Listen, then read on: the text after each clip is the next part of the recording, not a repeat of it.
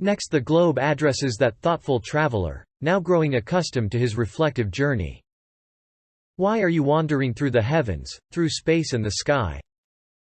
Come, I will make known to you what you are seeking. Look at the functions that I perform and read my pages. He looks and sees that the globe, like an ecstatic Mevlevi dervish with its twofold motion, is tracing out around the field of the supreme gathering a circle that determines the succession of days, years, and seasons. It is a most magnificent dominical ship, loaded with the hundreds of thousands of different forms of food and equipment needed for all animate beings, floating with the utmost equilibrium in the ocean of space and circling the sun. He then looks at the pages of the earth and sees that each page of each of its chapters proclaims the sustainer of the earth in thousands of verses. Being unable to read the whole of it, he looks at the page dealing with the creation and deployment of animate beings in the spring, and observes the following. The forms of the countless members of hundreds of thousands of species emerge, in the utmost precision, from a simple material and are then nurtured in most merciful fashion.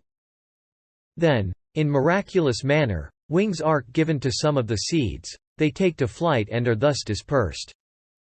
They are most effectively distributed, most carefully fed and nurtured. Countless tasty and delicious forms of food, in the most merciful and tender fashion, are brought forth from dry clay, and from roots, seeds and drops of liquid that differ little among each other.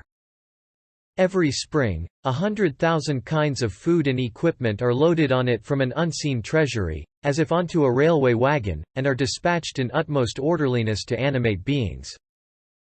The sending to infants of canned milk in those food packages, and pumps of sugared milk in the form of their mothers' affectionate breasts, is in particular such an instance of solicitousness, mercy and wisdom that it immediately establishes itself as a most tender manifestation of the mercy and generosity of the merciful and compassionate One.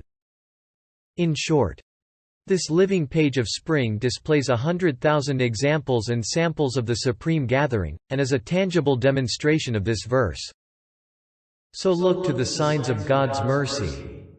How He gives life to the earth after its death, for verily He it is who gives life to the dead, and He has power over all things. Quran 30-50. Moreover, this verse may be said to express in miraculous fashion the meanings of the page that is spring. The traveler thus understood that the earth proclaims through all its pages, in fashion proportionate to their size. There is no God but He. In expression of the meaning beheld by the traveler through the brief testimony of one of the 20 aspects of a single page out of the more than 20 pages of the globe, it was said in the third degree of the first station. There is no God but God.